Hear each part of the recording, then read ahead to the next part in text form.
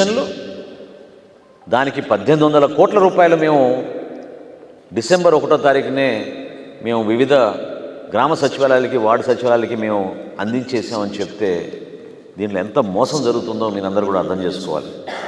దయచేసి ఈ రాష్ట్ర ప్రభుత్వం సంక్షేమం అని చెప్పి మన రాష్ట్ర ప్రజల్ని మభ్యపెట్టడమే కాకుండా మోసం చేస్తున్న విధానాన్ని ఈరోజు జనసేన పార్టీ మీ ముందు వాస్తవాలతో సహా, ఆధారాలతో సహా రాష్ట్ర ప్రజలకు తెలిసే విధంగా మేము ప్రయత్నం చేశాం. అనేక స్కామ్లు జరుగుతున్నాయి. రాష్ట్ర ప్రజలు కూడా అర్థం చేసుకోవాలి. ఇది కేవలం ఇసుక కోసమో, లిక్కర్ కోసమో చేస్తున్న స్కామ్ కాదు. ఈ ప్రభుత్వంలో ప్రతి ప్రభుత్వ శాఖలో కూడా అర్హత ఉన్న లబ్ధిదారులకి అసలు లబ్ధిదారుల ఖాతాలో డబ్బులు పడుతున్నాయా లేదా అని అనుమానం వచ్చే విధంగా వీళ్ళు వ్యవహరిస్తున్నారు. క్యాబినెట్లో చేసిన తీర్మానాన్ని కూడా వీళ్ళు బయటకు వచ్చి వక్రీకరించి కావాలని దొంగ లెక్కలు చెప్తున్నారు. దీన్ని మేము ఖండిస్తున్నాం. తప్పకుండా ఈ విధంగా వీళ్ళు ప్రజల్ని మోసం చేస్తూ పేదవాళ్ళు, పాపం ఎవరైతే వృద్ధాప్యంలో ఉన్నారో, వితంతులు ఉన్నారో, చాలామంది పాపం పెన్షన్ల కోసం ప్రతి నెల ఎదురు చూస్తున్నారో, వాళ్ళ లెక్కలు చూసి నిజంగానే చాలా గొప్ప కార్యక్రమం చేస్తున్నాడు మా జగనన్న అని అనుకుంటున్నారు. జగనన్న చేస్తుంది మోసం, నిజమైన సంక్షేమం కాదు.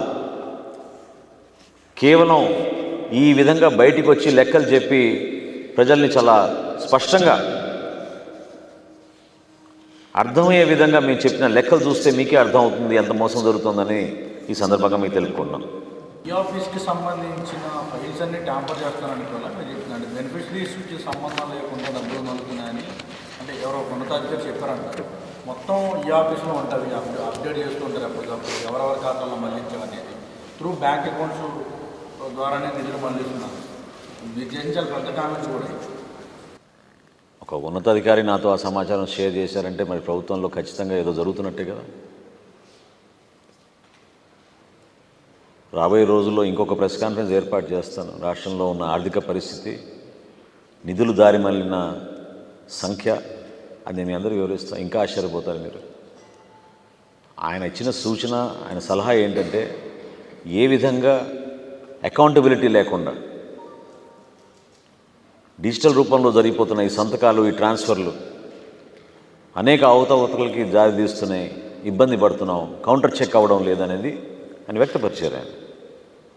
దాన్ని ఏకీభవించడమే కాకుండా ఈరోజు నేను మీకు ఆధారాలతో సహా మీకు చెప్తున్నాను.